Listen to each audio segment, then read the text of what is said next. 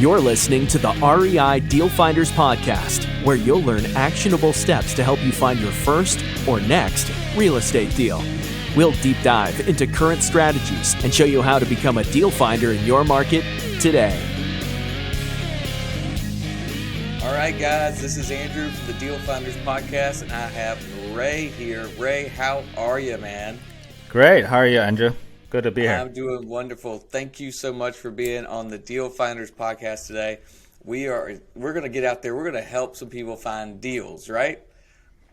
Definitely. Of course. Yeah. Absolutely. Guys, before we started recording, Ray said, just ask me and I'll tell you everything. He's an open book. This guy will tell us everything it takes to go find some land deals. So I just want to dive in. As I just told him, we've done a couple land deals here and there. We haven't really focused on it much, but when they come through hot. So I'm excited. Yeah. Ray, tell us just 30 seconds, kind of who you are, where are you in the States here? What are you doing? All right. So my name is Ray, and I started to do land deals about 4 years ago. Right now, I take it to national. So right now, this year, we have done, I think, over 100 deals. Net profit is almost hit $1 million this year. So it's a great journey, and I would love to share whatever I know to Andrew's audience, to the listeners, and I'm open book. So that's right, open book. He told us. All right, so because you got a really cool story from where you began, you said you were homeless at some point. Yeah. Living out of the car, and then you got into this stuff. So just brief background on that, so everybody knows you don't have to start with money, right? Yeah. So I came to the States about 10 years ago to Hawaii, and then by then I didn't have too much money, so I had to use all my money to buy a car, and lived in the car. So that's how I started, and I tried to do a lot of different stuff. I pick up stuff for free on Craigslist and then just sell it back to the Facebook marketplace. So that's how I made a living, and then I upgrade to buy and sell cars. So everyone needs a car, and I just did a lot of cars deals there. And after a while, of course, I got a rental place to live in, and I have quite a bit of cars. And I was like, there's something more. What else should I do, right? And I started listening to podcasts like yours, and I came across Tom Kroll, which is a common friend of us, and he was like, bam, bam, right? And I love his style, and so it got me really intriguing about wholesaling houses by then, but not land at all.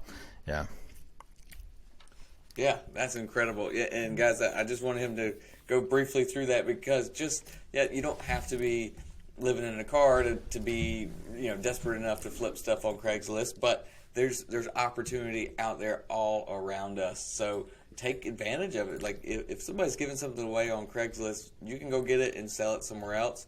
That is the same process of buying land cheaper and selling it to someone else for more money, right? I mean, it's the same thing.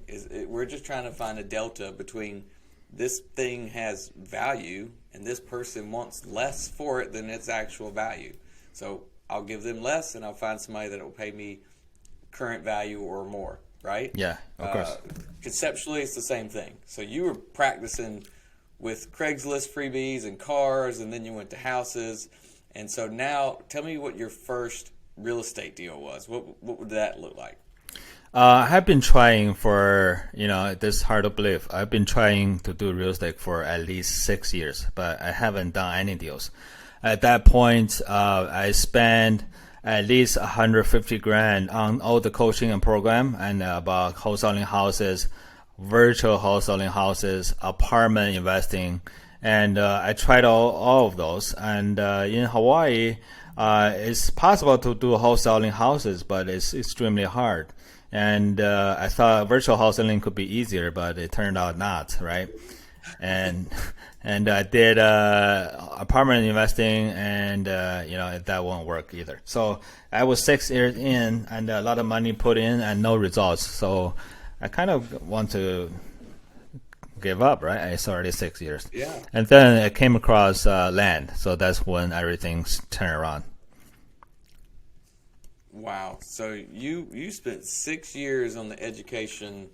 I mean, that's more than going to college. You spent a college tuition on education through all different pieces of real estate and found that things just weren't working for you. And I actually talk about this all the time to people, that the reason I love real estate and the reason I talk about it and try to encourage people to get into this, because there's so many options, right? You don't have to wholesale houses. You don't have to buy rentals. You can do whatever you want in real estate. And the premise is that you're buying or dealing with an asset that appreciates in value, has great tax advantages, and people want it. So whatever you do with real estate, you can succeed. Find your niche. So you went through a lot to find your niche, Ray. I did not know that until now. 6 years.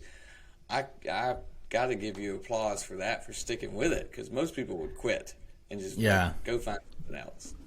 Yeah, it's hard. You with it and got your first. So tell me what the first land deal looked like. So I joined this program, another 70,000 put in as a coaching. That right at this point, 200 something thousand, right, for coaching already. Yeah. So I was like, I'm gonna try this one last time, and so they were teaching about you buy a land in the middle of nowhere for $1,000, and then you can sell that on terms for 7,000. And you get a cash flow for $150 a month. But the thing is, you have to put the ad on Facebook and all the Facebook groups, right? And for cheap land like that, people message you like, "Is this available?" And then the next day you cannot find them, right? They are not available anymore, right? So the person is not available anymore. And so I try to do that for a couple of weeks, and I found out this is not for me at all, because in general I'm not a very patient guy. I want like money right now, right? I'm not like wanting $150 a month. If I want to collect those payment, I can just go to apartment investing, right? So those ones are more stable and less default rate, right? So, and I was thinking, I already paid 70,000. I don't want to give up this. So what do I do? So I thought, there's a lot of term investor guys. They're doing this term deals, right? Where do they get the property? Is there a way I can sell it to them? So I figured out a system.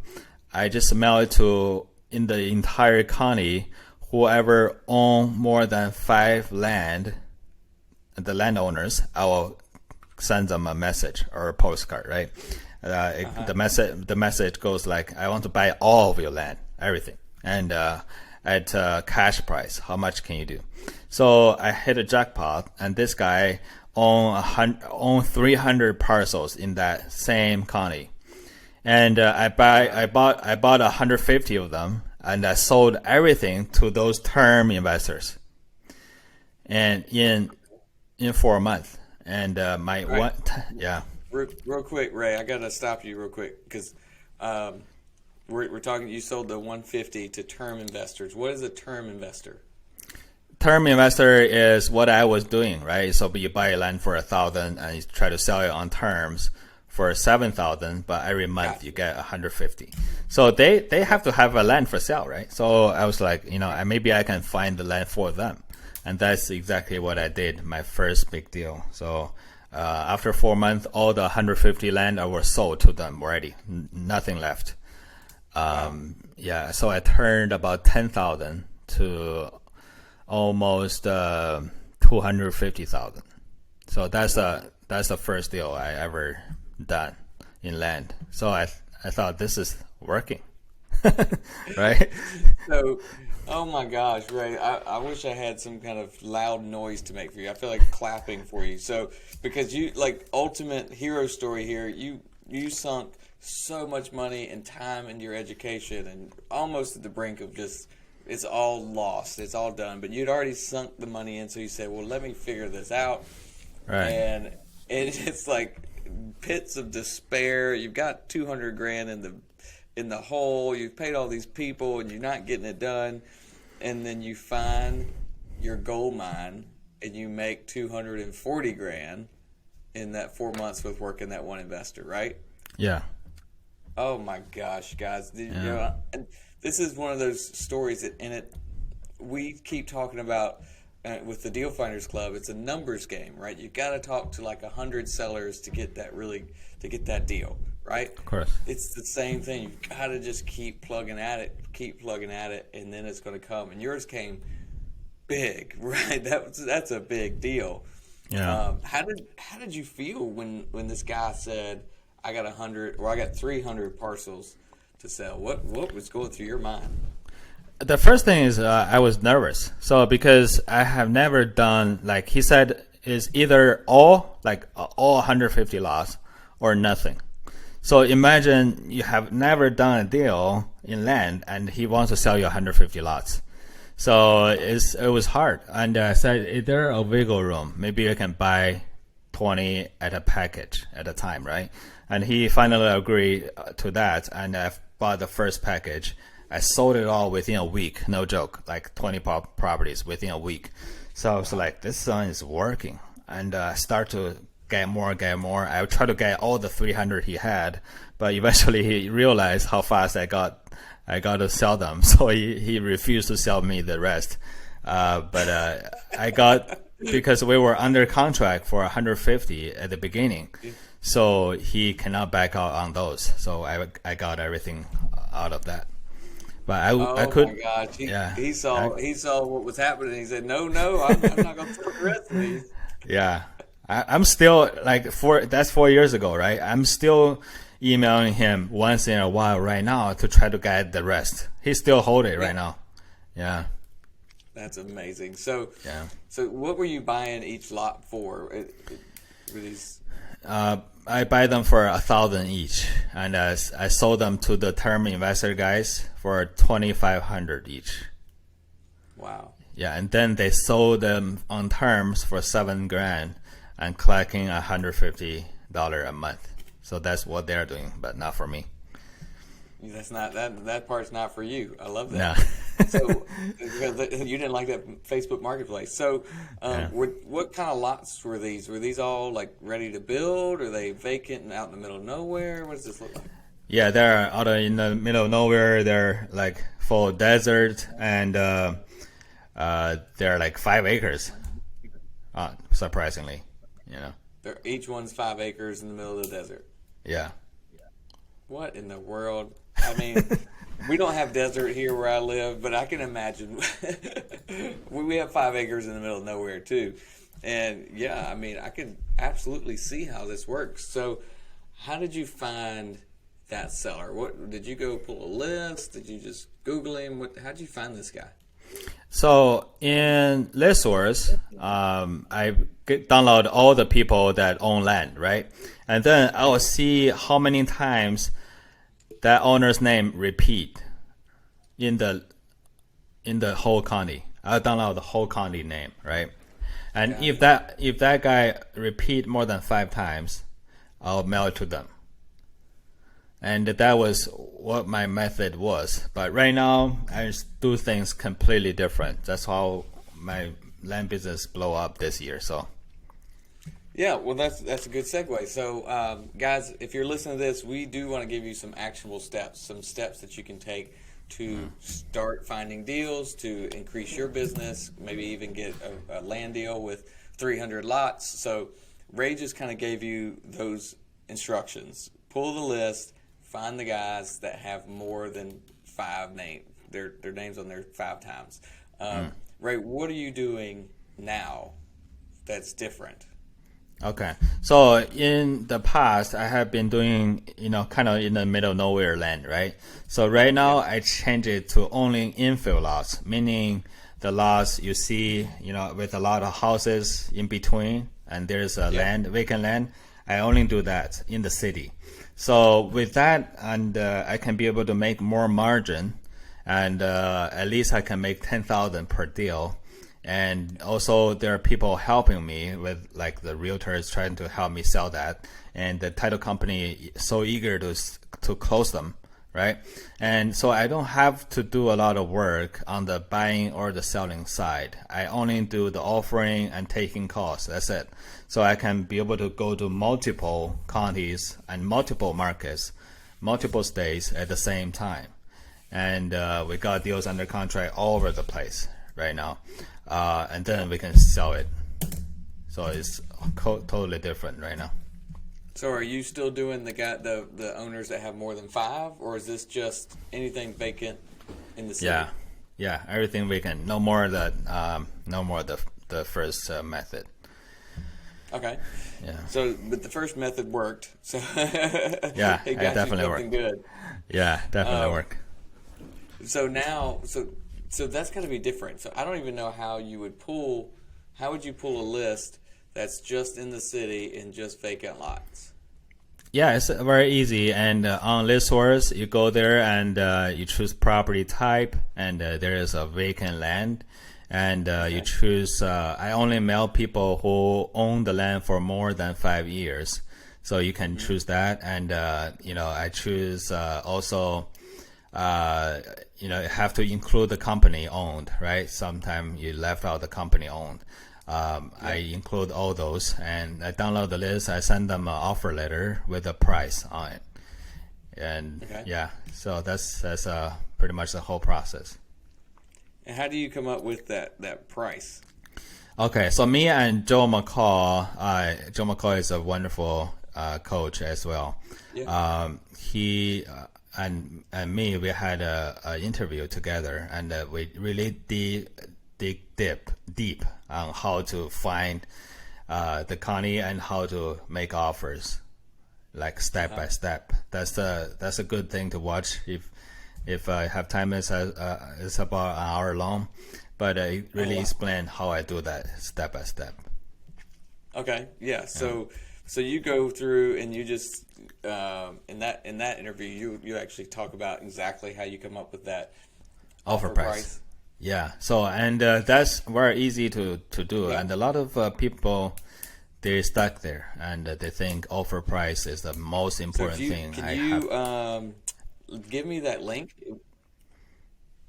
Oh, sure. Yeah, of course. You want it now?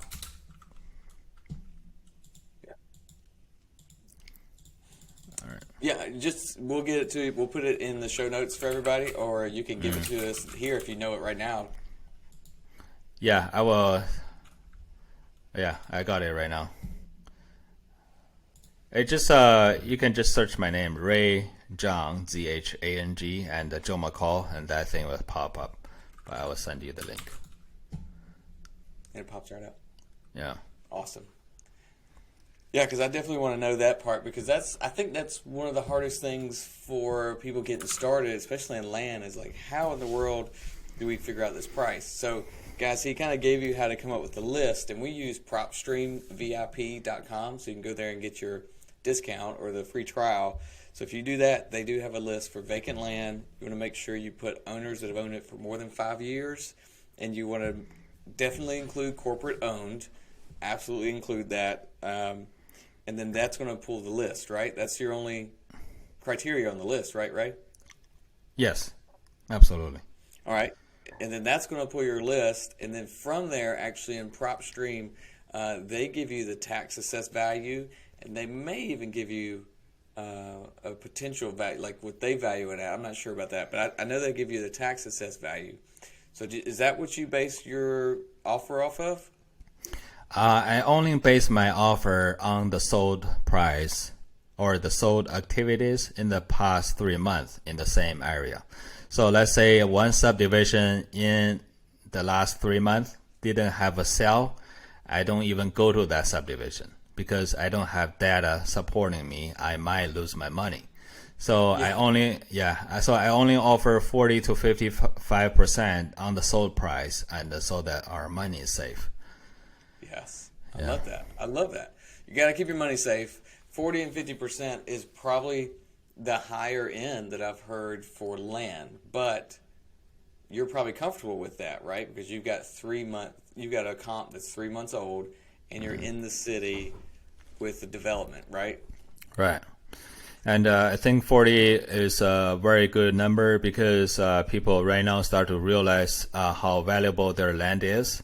And if you're still doing the old way, which is 10%, 20%, it probably won't work right now. So unless it's a super cheap area, 20% and 40% doesn't make much difference. They might do that. But yeah, yeah, absolutely.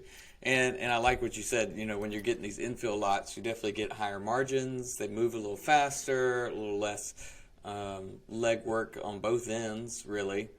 And I think I was telling you before, we just did one that's in an infill kind of area. It's an older little subdivision that we actually bought it for $3,000 and sold it for $30,000.